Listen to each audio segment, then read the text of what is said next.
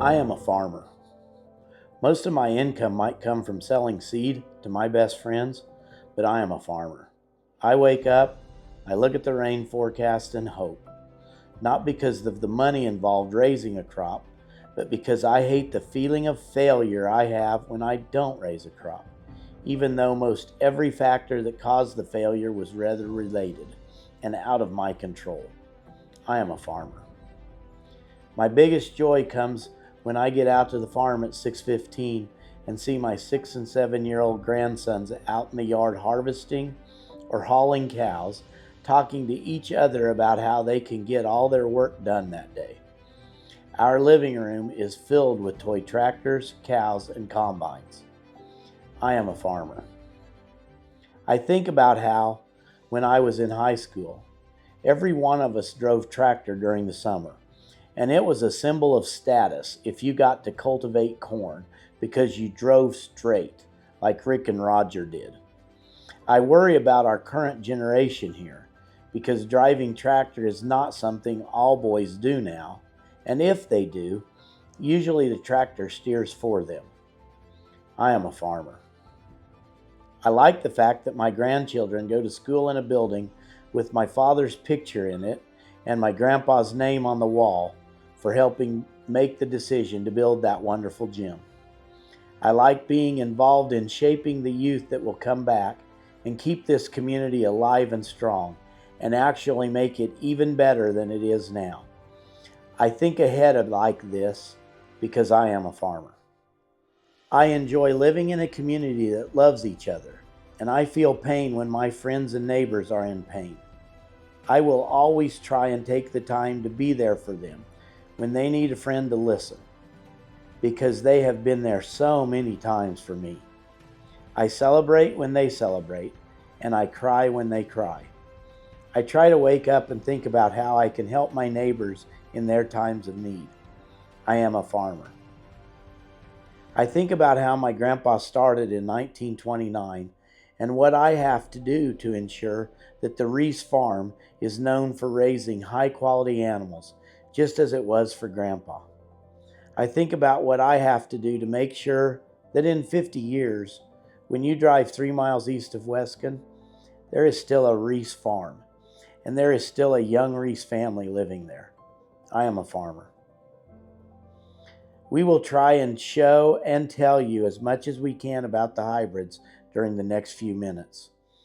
We put a lot of effort into knowing as much as we can about each Pioneer product, both good and bad, and using that knowledge to give each field they are planted in the best chance of being profitable.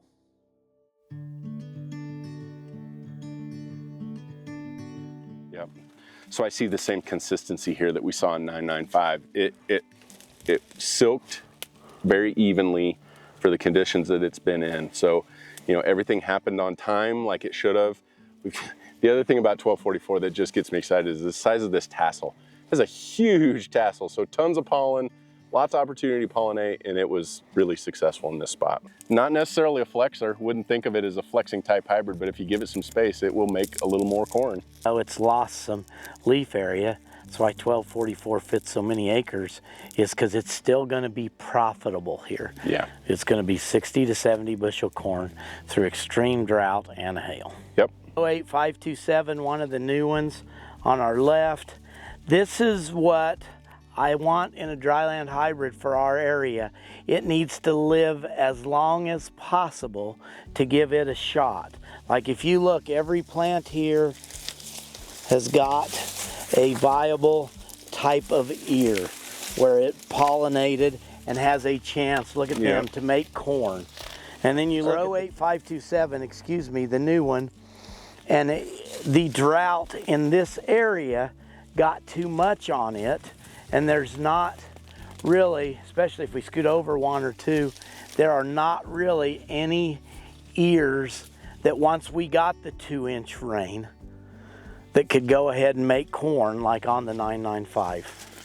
Do you agree, or what do you think? I think this is a really good example of how we're evaluating these new hybrids versus ones we know. So 995 has been in the lineup for a little while, and we're getting a much better look this summer in Wallace County, Greeley County. and it's showing us that it can be tough and consistent, just like 1244. So we really like that. This is a brand new 108 day that we're still trying to sort out how its drought tolerance is really gonna fit. And what I've learned in Wallace County is it's not a fit. So I'll use it in other places where we get a little more rainfall. It's not without drought tolerance, but it's not as tough as 995.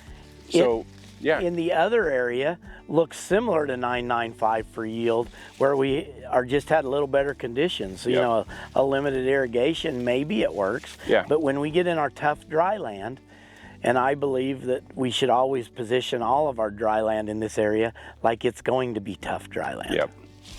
Yeah, well, I'm glad we're able to see it. It's got some different looks for sure. We know now that we're gonna keep it off this toughest acre. We're gonna use it where we've got a little better water, and we're gonna chase a little bit more yield. We're gonna use 995 where things are tough, and we want that consistency. We want it to stay alive. Maybe it needs to wait just a few more days for a rain. 995 is getting that done. Okay, right now I'm in a field of Homestead Farms 0075, and for those of you, it's the field right by the Helena plant. Okay, I'm with Brittany Ford, our Associate Territory Manager for this area. Brittany, what's your thoughts on 0075 on dry land? Yeah, absolutely. Everywhere where we've seen this hybrid placed on a dryland acre, we've gotten some really good looks at it, and it's been pretty successful everywhere we've had it. As you're seeing it in a split or a skip right here, and it's putting on a double ear. And so it's one of those that's just really gonna take whatever it's dealt with and make some corn. We got a nice big tassel on it as well, which you always like to see on these drier acres, making sure that everything's getting pollinated. But yeah, it's been really well everywhere we've seen it. Yeah, it looks like this area is pollinated real well here. Some of the areas that weren't quite as good looking when we walked into here also were well pollinated. It does come in a double or triple stack, so if you're looking at the continuous corn, the one negative I'd say about it is when we get into the extreme drought, like the places we like, 1244, it might just be a notch worse in extreme drought, but generally you're not going to have any corn in those situations anyway. It's sure above average on drought tolerance and very good in lots of other ways. No, I would agree with that as well. And good plant height, good, just built well. Yeah, that is the other thing when you mention plant height. You know, a lot of people are concerned about putting 100-day corn on terraces, those sort of things, and not that I'm ever a great comparison. Every year looks off the ground when compared to me. But as you can see, the 0075 gets its ears up in the air. So if you're needing a shorter season corn for some terraces, it's going to be a huge advantage to other short season corns, how high it gets that ear in the air. Okay, now we're in a field, another field of Homestead Farms, and this is 9845, a 98-day corn. This was an planted early scenario, planted real early. Again, it's received some drought and some stress, but as we look right now, the ear size, things like that look good. So what more can you tell us about this one, Matt? Well, Val, this one has probably got me the most excited of new products in our lineup. And the reason for that is it brings us a short season dry land player that really honestly has been a gap for us. Having something sub 100 day with the Aquamax tag in trait versions that will work on just about any acre. We've got it as a double, we've got it as a triple. It really gives us some versatility for that tough acre that we've been missing. So I like a lot of things about this hybrid through the season. It came out of the ground very, very well. Fast grower, good early emergence. It's been very consistent, very uniform through the year. And now that we're getting in this tough conditions where we could use a little rain, it's hanging on very, very well.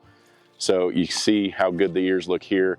You know, we're coming out of just finishing up pollination here, and pollination success in this field was 100% in my opinion. I don't see any skips, maybe just a few late pollinators right here on the end, but we still have some pollen flying around out here, so I'm not worried about those at all. That ear is making nice progress already for a spot that hasn't had all the rain we could have used. Yeah. And I'm gonna say that for the 98 day, I'm really excited when I look at this one because of the possible yield punch it might give us. Yeah. You know, we all talk about ways to avoid summer fallow, especially if you're in a no-till situation, them sky-high chemical costs of a year of fallow. And you know, you get a 98-day corn off by the 10th, 15th of September, and you catch a rain, you can go right back with wheat and avoid that fallow period. Yep. And I think this 98-45, again, it's watch out. I don't think I'd want it in a terrace situation because as a 98-day corn, it's what you'd expect.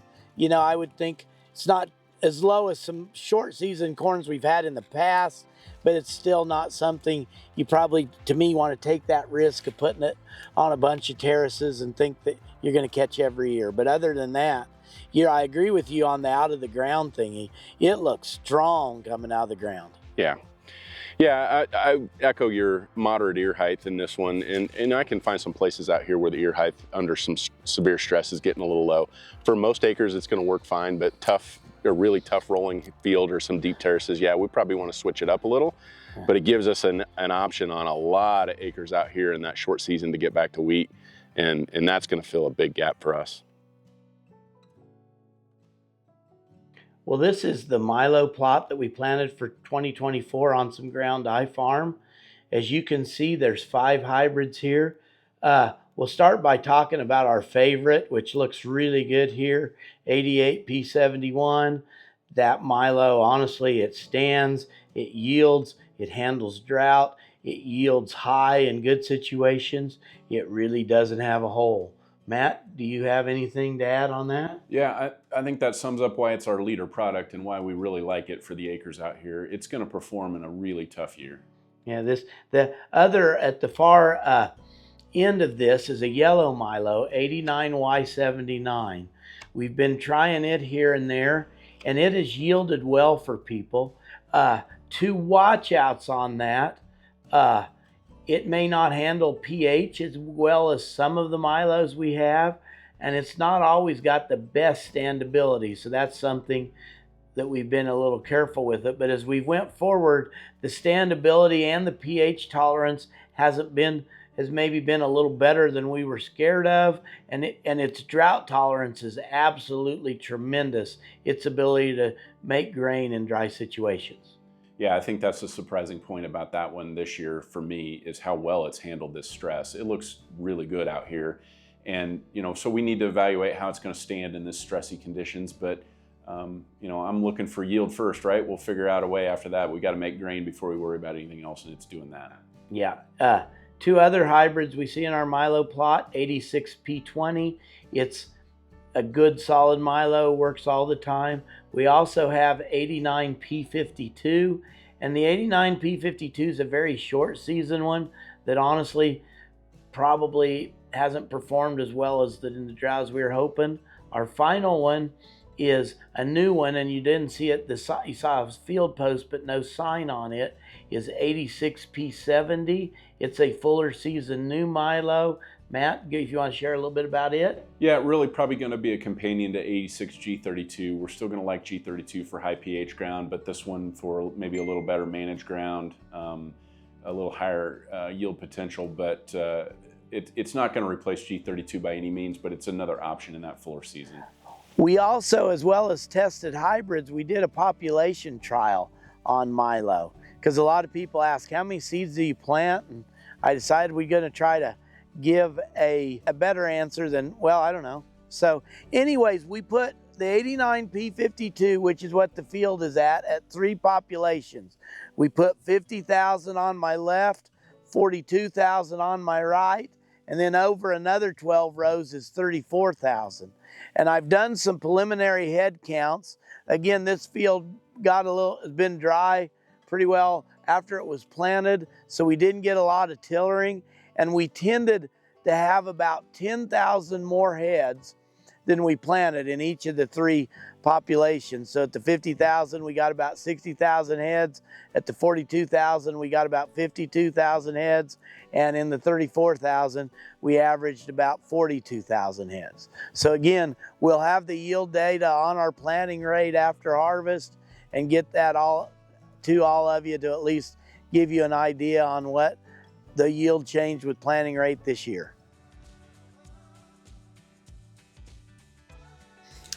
Well, right now we're in the split in an irrigated plot between 2 different non-rootworm hybrids. On the left, we have P1164, And on the right, we have P14830. 1164 is the one we tried this year. It's had a lot of success in other areas, and I think it's going to become our go-to hybrid in a lot of situations for non-triple stack irrigated acres. It's just, we've had it in a lot of places, comes out of the ground well, big, dark leaf, has good early growth, as you can see, has a lot of yield to it. Just, there's a lot of good things about P1164. Matt, what would you like to add? Yeah, well, I'm excited about these two because these are our high yield double stack hybrids. 1164 has been around for a couple years now, has some stability in the area, brings a really high yield punch to that acre where you can use a double stack. So it does need to be on irrigated ground. It's not one we're going to recommend for light water or dry land. We're going to go chase some yield with 1164, but it will do that. It's highly rewarding on the top end. 14830, a double stack as well, but adds the Leptra trait. So you get a little bit more above ground bug control, that broad spectrum insect control for western bean cutworm, some corn earworm. So gets me excited because we're going to see super clean ears right here. This one also is that top yield, good water, rotated ground kind of hybrid, a little bit newer than 1164, but brings that top end yield as well. This one has one watch out around Goss's wilt that makes us a little careful about where we place it. So we're probably going to have a conversation around Goss's if you want to choose this hybrid. But both of these give you some options in that top end yield. The P14830 posted some crazy high yields last year. Again, we'll always be a little bit nervous about placing it because of both supply. There won't ever probably be a ton of it, and because of the Goss's wilt situation. But the yields on this, the kernels are big and thick. It yielded 15 bushels better pretty well than any Pioneer hybrid in the lineup last year across every one. And if it does those same kind of numbers this year, it needs to be on top end acres. Yes. Those, you know, there's no need to put it on a field that's going to make 215. You need to put it where you've got a ton of yield potential, and you're going to take care of it with water and fertility. But if you do that, this thing may post the kind of fields that it's fun to take to the quick shop. That's right. Well, now we're in 12904. 12904 comes in a double stack package as well as the new Vorceed triple stack, and so we're excited about what Vorceed could bring to us, and which Matt will talk about in a second. But first, we'll talk about 12904. 12904 has got a lot of uses. It has a ton of ear flex. It has good drought tolerance. It can fit on decent dry land on up to full scale go for it irrigation, which that's a nice hybrid to do those things. It gets the ears up in the air and really does a lot of, its ear flex is more in the girth of the ear than the length of the ear. So Matt, and you might also share with us some information about Vorceed now. Yeah, so let me make a couple comments about 12904. Val just said flex in the number or the girth. These ears are 20 around, standing right here, and we found a lot of 16s and some 14s in this field, so it will put more kernels around on, which is pretty exciting. These ears maybe not quite as long as some of those other ones we saw, so the yield calculations come out similar. It'll be interesting when the combine gets here, but to see 20s around pretty consistently is a very good thing. Means it's packing a lot of yield potential. I really like this hybrid for its versatility. Val mentioned that already. The fact that we can plant this on just about any acre makes it really useful on the farm, makes it easy to just go pick it out and plant it. But it also rewards us in the high end when we need good yield, but we'll hang in there in the dry land as well. So let me talk about Vorceed for a minute because we mentioned that. So Vorceed is our new triple stack or above and below ground insect protection.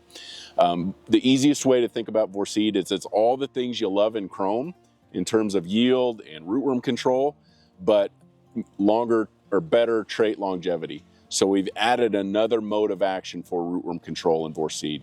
So everything you're used to in Chrome plus another mode of action called RNAi technology, which gives us suppression of beetle emergence. You're not going to see a magic bullet in RNAi. But you are going to see less beetles in your field. So I think what that does is it allows us to be better with our IPM strategies. Probably still going to bomb beetles in some cases, but maybe it gives us more choices where we can look at thresholds closely or make better decisions about where we're going to use different beetle control methods. So one more mode of action extends the trait durability, make sure that we've got good control of rootworms for years in the future. So that's really what Vorceed does over Chrome. Also, does Vorceed add some chemical abilities going forward? That's right. That's the other important piece about Vorceed that's new, and that's the Enlist technology. So now you can spray Enlist 2,4-D over the top of your corn to 30-inch corn is labeled, which is going to give us some control of some of those tough pigweeds that we're really struggling with today. Adds another mode of action in the FOP chemistries. So think about Assure 2. And the way that I think about that, or I heard it described the other day, is it is grass control in a grass crop. So you can spray Assure 2 to go after volunteer corn in some cases, but it'll also give you other grass control if you're not happy with some of the grass control you've got today. So more flexibility, more choices in herbicide package on top of more insect traits for stewardship and trait longevity. Well, right now we're in the dividing line between two hybrids. Over here on the left, we've got P0924.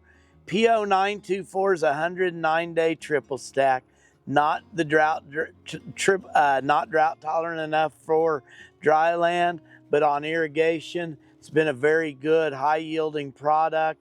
Our one small watch out is it doesn't have the best stalks for standing at the very end. So it's got enough ear flex that we like to populate it just a little thinner, or know that you need to be there at 17 and a half moisture. But it's been a real good proven one we've liked for a lot of time. But also, as with any Pioneer older hybrid, we start to develop things that become better over time. And we believe we found one here on the right. This is P08527 in the triple stack, and Matt will tell you some more about that one. This one has probably got me as excited about anything in the new lineup. It's a true 108-day, which we've been looking for that in our lineup. High-yielding hybrid that can also have some utility on limited irrigation, or maybe I wouldn't have put 924. So this one fits a little more acres or a little wider acre spectrum, but gives us all that top-end yield and everything we like in 924, but better agronomics here. So high yield, better late-season standability. 924 always used to be my beauty queen, and it still is. It comes out of the ground fast, big leafy green plant. 08527 was better. It came out of the ground better this year. It's every bit as green and leafy, so it's kind of taken that spot as the really pretty hybrid. And I just like what we bring in top-end yield potential with solid agronomics here.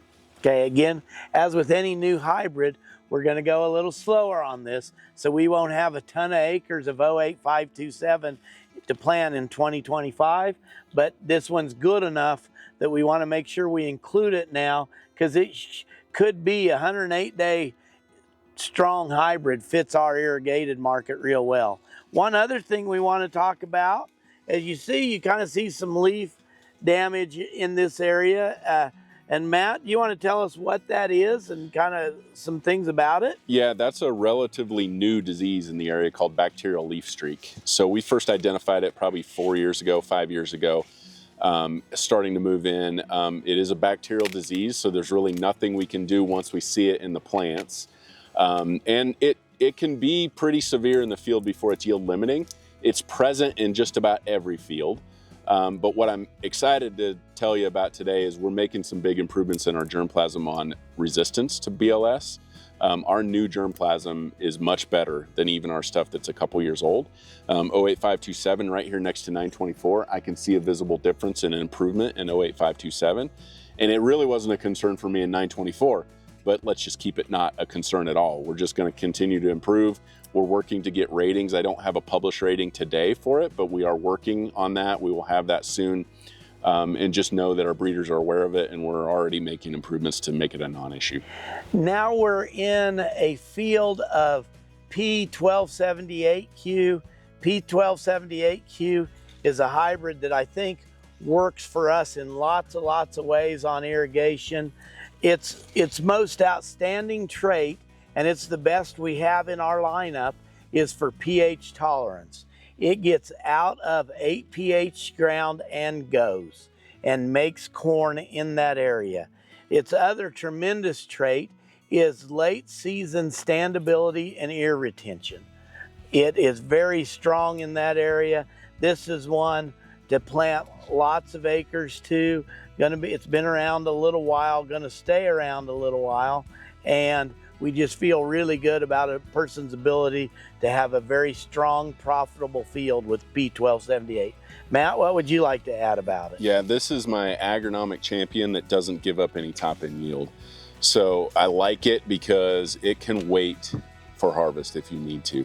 This is one of the hybrids that has been through some tremendous wind and held its ears all the way through. It stays green late, super healthy late. And like I said, it can wait for you if you need it to wait, but you don't have to give up yield potential to get all of those agronomic traits. This one has been out yielding 1366 in the area, which is a pretty tall feat. That's been a high yielding hybrid for us, and this one's getting the job done there too. So it fits on a lot of acres. It gives you good risk management, and it gives you some assurance that this corn's gonna be there when you're ready to harvest. Yeah, and where you mentioned 1366, I think the comparison is it's going to yield equally or maybe a bit better, but not much. But 1366 has been a strong yielder, but it's going to hold its ears late much better than 1366, and it's going to handle pH even a little better than 1366 did, even though 1366 is a very strong hybrid on pH. I believe 1278 is better. It's the best we have in the lineup. So again, I know a lot of you have liked 1366, and for good reason, but I truthfully think if I was in charge of an irrigated field, we'd be doing 1278 instead of 1366. Okay, now we're in P05466. It's a 105-day hybrid. I think its first year was last year. It brought a lot of yield punch for us in that 105-day maturity. Fits some of the shorter season type irrigation real well. If you're in a situation, as irrigators, we got to look forward with the new water plan that we're not using all our gallons, and 105-day corn will take a couple less inches of water to get to maturity than 112. And so this brings a lot of yield punch with it. Matt, what else would you like to say about 05466? Yeah, that's where I like it the best. I use it in situations where I'm trying to save a couple irrigations at the end. It does need water though, and it will reward you for watering it at the right time. But versus a 113-day hybrid, you can save some water through the season. It brings that high in yield potential. It's got strong agronomics, kind of more of a moderate sized plant, but still maintains a pretty good ear height. So helps us manage some residue a little bit too there, maybe a little. I have used it where we've used 0487Q a lot in the past. We've sort of moved away from that and moved into this for a little more consistent high yielding hybrid, but doing the same kind of things with strong agronomics and good play on our acres out here. As you can see, big, deep, long kernels. You're going to get a lot of pounds off of this. Smaller inside cob, big kernels that go with it. It'll add up to some yield. Okay, now we're in a brand new 103-day hybrid, P03115V, and it is basically, the way to think of it is was brought into our lineup to replace P0339Q. It's going to have the great drought tolerance 339 had, the ability to yield well for a 103-day hybrid like that had. But on this hybrid, we do have a watch out compared to 0339Q that we're going to have to test a little further to see. 0339 was tremendous on high pH, and we're going to call this one today average. And how, as you can see, you look at the leaves on the plants, they're just showing a little bit of chlorosis, which this is a high pH area. Again, we try to put our products in lots of different situations so we can see how they handle it. And we're going to keep testing this one in high pH to see which is a new product. It's going to be a couple years where you can go crazy on field volumes for it anyway. So, but again, versus 339, what it's replacing, gets the ear in the air, has great drought tolerance like it did, but we need to be a little careful on high pH at this time. Matt, what would you add? Yeah, I think you got it summed up well. Those are the key things for me. I love the drought tolerance. We've been looking for that solid 103-day Aquamax player, and we've got that in 03115. I love that the ears are where they need to be. It's a more moderate plant height, again, not a great big hybrid, but it does have a really nice ear placement. So will be easy to pick. And then we'll get better looks on high pH. This shows leaf symptoms today. That may not translate to yield. These are still pretty impressive ears in a pretty high pH spot. So the story's not fully told yet. It may just be a little lighter colored, but it may yield through it. And we'll learn that as we go through harvesting over the next couple years. Thank you for the time you have spent with us watching this video. Hopefully, you have gained something by watching this video that will help you become more profitable on your farm. The Reese family thanks you for your past business, and we hope to continue to make your farm more profitable with the help of Pioneer brand seed products.